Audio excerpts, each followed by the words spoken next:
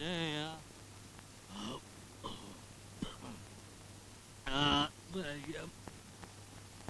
മനിയേ ഗജാന.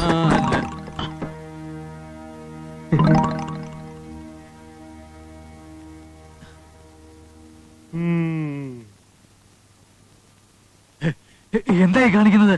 പൂജാമുറിയിൽ കയറി അശുദ്ധമാക്കാൻ പാടില്ലെന്ന് അറിയില്ലേ? പൂജാമുറിയിൽ നിന്ന് വെള്ളം അടിക്കാല്ലേ?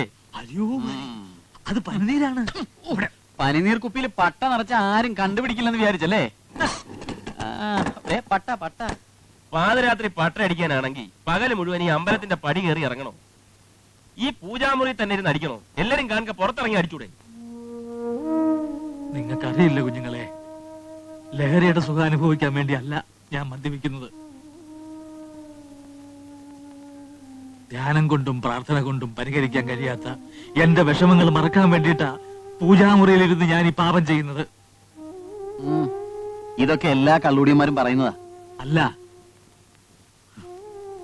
ഇത് കണ്ടോ, 18 വർഷം മുമ്പ് കത്തിച്ചതാണിത്, ഈ കിടാവിളക്ക്.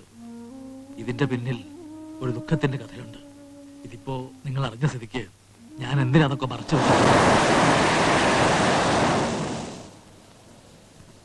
എല്ലാവർക്കും ഞാൻ അമ്പോറ്റി സ്വാമി, പക്ഷേ മനസ്സിപ്പോഴും പഴയ അമ്പുജാക്ഷനാരുടേതാ. തിരുവായ്ക്ക് എതിർവായില്ല എന്ന് പറഞ്ഞതുപോലെ അമ്മയുടെ മുമ്പിൽ സംസാരിക്കാൻ പോലും ഭയപ്പെട്ടിരുന്ന കാലഘട്ടത്തിലാണ് അഞ്ചൽ മാസ്റ്റർ അനന്തംപിള്ളിയുടെ മകൾ സൗദാമിനിയും ഞാനും തമ്മിൽ അടുപ്പത്തിലായത്. എന്താ അത്ഭുതം തോന്നുന്നുണ്ടോ? സത്യമാണ്. നിയമപരമായി ഞങ്ങൾ വിവാഹിതരായില്ലെങ്കിലും മനസ്സുകൊണ്ടും ശരീരം കൊണ്ടും ഞങ്ങൾ ഒന്നായി, എല്ലാ അർത്ഥത്തിലും. അവരിപ്പോൾ എവിടെയാ? അറിയില്ല.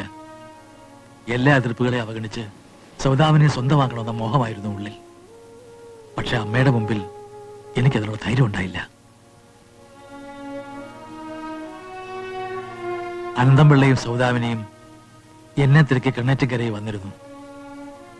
അന്ന് അവരോടുള്ള ഈ അമ്മയുടെ പെരുമാറ്റം എന്തായിരുന്നുവെന്ന് നിനക്ക് ഊഹിക്കാമല്ലോ. അവരെ ക്രൂരമായി ഇറക്കി വിട്ടു. നിറകണ്ണുകളുടെ സൗദാമിന് പടിയിറങ്ങി പോകുന്നത് എനിക്ക് നോക്കി നിൽക്കേണ്ടി വന്നു.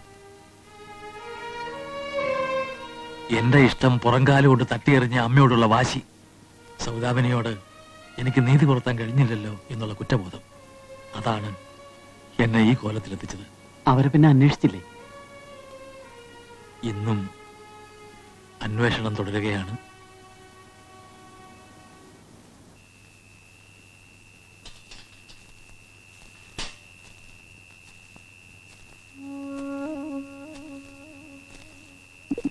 അമ്പട വേണുക്കുട്ടാ, നിന്റെ കാലം എന്തല്ലോ ഓടിക്കും. ആഹാ, എന്റെ മോളെ നിന്ന്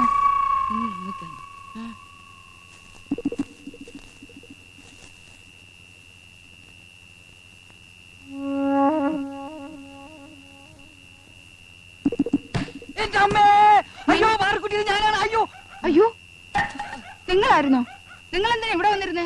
ഞാൻ ആ വേണുക്കുട്ടനാണെന്ന് വെച്ചാ ഇത്രയും വലിയ അടി അടിച്ചത്? ഞാനാണെങ്കിലും നീ അടിക്കുമായിരുന്നല്ലേ? നിങ്ങൾ ഇത് എവിടെ പോയിരുന്നു?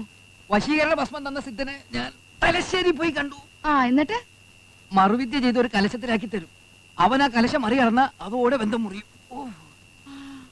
അതിനു മുമ്പ് രാത്രിയിൽ ഇവൻ ഏത് വഴിയിലൂടെയൊക്കെ സഞ്ചരിക്കുന്നെന്ന് അറിയാനാ ഞാൻ ഇവിടെ വന്നിരുന്നത്. 2-3 ദിവസത്തിന് ഞാൻ കലക്കി കൈ തരാം. അതിനു മുമ്പ് നീ എന്റെ തല അടിച്ച് കളിക്കില്ലേ? 2-3 ദിവസം 3 ദിവസം പോയിട്ട് ഒരു നിമിഷം കാത്തിരിക്കാൻ പറ്റില്ല. ഇതിന് മറമരുന്ന് ഒന്നേ ഉള്ളൂ, എത്രയും വേഗം കൊച്ചുവിഷനുമായിട്ടുള്ള കല്യാണം ഉറപ്പിക്കണം. അതിന് ബന്ധമൊന്നും മുറിച്ച് കിട്ടണ്ടേ? നേരെ ഒന്ന് വെളുത്തോട്ടെ. ഈ പാർക്കുട്ടിയുടെ ചോണ നിങ്ങൾ കണ്ടോ? വാ, എഴുന്നേറ്റ് വന്നേ. അയ്യോ, എന്റെ പുതപ്പ്. നിക്ക്. ആർക്കാ ഇത്? കൊച്ചുവിഷ്ണു ചേട്ടനാ. ഇനിയിപ്പൊ ഇതൊന്നും നീ ചെയ്യണ്ട. അവന്റെ കാര്യങ്ങളൊക്കെ നോക്കാൻ ഇവിടെ കാർത്തിയുണ്ട്. എന്താ ചുറ്റും എങ്ങനെയൊക്കെ സംസാരിക്കുന്നത്? ഇങ്ങനൊക്കെ പറഞ്ഞാലേ പറ്റൂ. പാവം പോലെ നിന്നാലേ ഞാനും എന്റെ മോളും ദേ വരയ്ക്കേണ്ടി വരും. കാർത്തികേ, എടി കാർത്തികേ, ഈ പെണ്ണ് എവിടെ പോയി കിടക്കുന്നോ? എടുക്ക, പോത്ത് പോലെ കിടന്നുറങ്ങിക്കോ. സൂര്യൻ ഉച്ചിലായി. ഈ ചായ നിന്റെ കൊച്ചുവിഷ്ണു എനിക്ക് വയ്യമ്മേ. ഇത് ഒരൊറ്റ വീക്കൊച്ചല്ലോ. പറയുന്ന അനുസരിച്ചാണോ? കൊണ്ടപ്പോടെ. നീ എന്തിനാണ് പുറപ്പാടാ?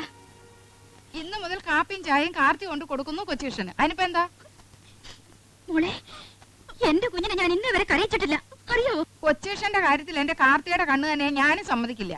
അവര് തമ്മിലുള്ള കല്യാണമേ നടക്കൂ. ആഹാ, അത് നിശ്ചയിക്കേണ്ടത് നീയാണോ? ആ ഞാൻ നിശ്ചയിച്ചു. എനിക്ക് പെൺപിള്ളേര് 3. 3 4 ശരി. കൊച്ചേഷന്റെ കാര്യത്തിൽ നിങ്ങൾ വഴക്കുണ്ടാക്കണ്ട. അവന്റെ കാര്യം ഞാൻ തീരുമാനിച്ചു കഴിഞ്ഞു. നീ എന്തോന്നാ തീരുമാനിച്ചത്? ഓ, ഒരു തീരുമാനക്കാരി. കണ്ണേറ്റിങ്ങരയിലെ ഇളയ മോള് ഞാനാ. മൂത്ത ഏട്ടന്റെ മോൻ ഇളയ അനിയത്തിയുടെ മോളെ കെട്ടും. ഓ, അവളുടെ ഒരു ഓർഡർ. ആരെ കെട്ടണമെന്ന് പെണ്ണും ചെറുക്കനും തീരുമാനിച്ചോളും കേട്ടോ. തീരുമാനിക്കാനൊന്നുമില്ല. എന്റെ മോളുടെ കല്യാണമേ നടക്കൂ. ആഹാ, നിർത്താനാ പറഞ്ഞത്.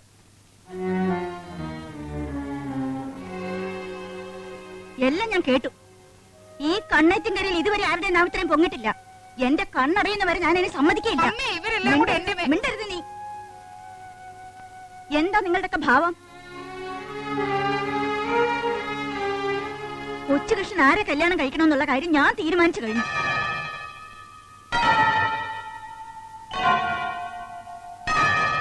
എടാ വേണക്കുട്ടാ, ആ ജോത്സ്യനെ വിളിച്ച് അടുത്തുള്ള മുഹൂർത്തം നോക്കി കുറിച്ചോളാൻ പറയും. എന്താ ഈ തറവാട്ടിലെ ആദ്യത്തെ ചെറുമോള് രാധികയുടെ കഴുത്തിൽ കൊച്ചുകൃഷ്ണൻ മിന്നു കെട്ടും. ആ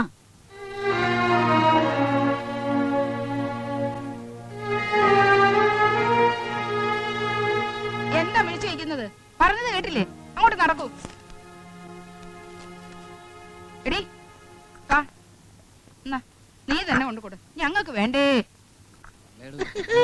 എന്താണ് ഇത്ര വിളിക്കാനുള്ളത്? ഇവിടെ വാ. ഇങ്ങോട്ട് മാറി. ഇവിടെ വരാൻ. എന്റെ ദൈവമേ, കള്ള നായ. ഇതെല്ലാം അനുഭവിക്കണോ? ഇനി ഇവിടെ നിന്നിട്ട് വലിയ കാര്യമൊന്നുമില്ല. വീട് പറ്റാൻ നോക്കാം.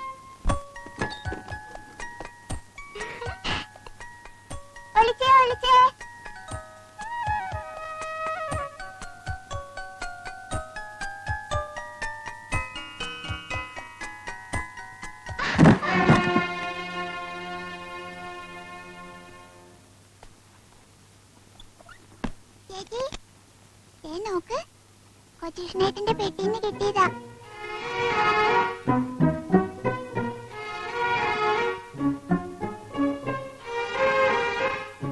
അമ്മേ,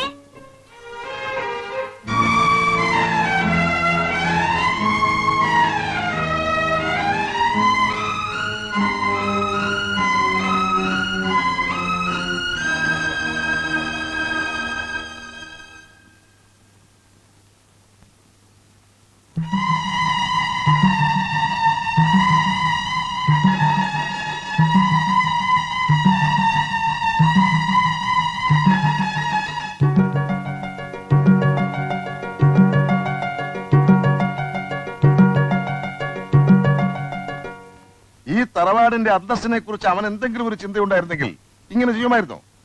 അവന്റെ ഉരുണ്ടുകളി കണ്ടപ്പോഴേ എനിക്ക് സംശയം തോന്നിയതാണ്. അമ്മയോട് ഞാൻ അന്നേ പറഞ്ഞില്ലേ അവനെ പറക്കാനൊന്നും വിടണ്ടെന്ന്.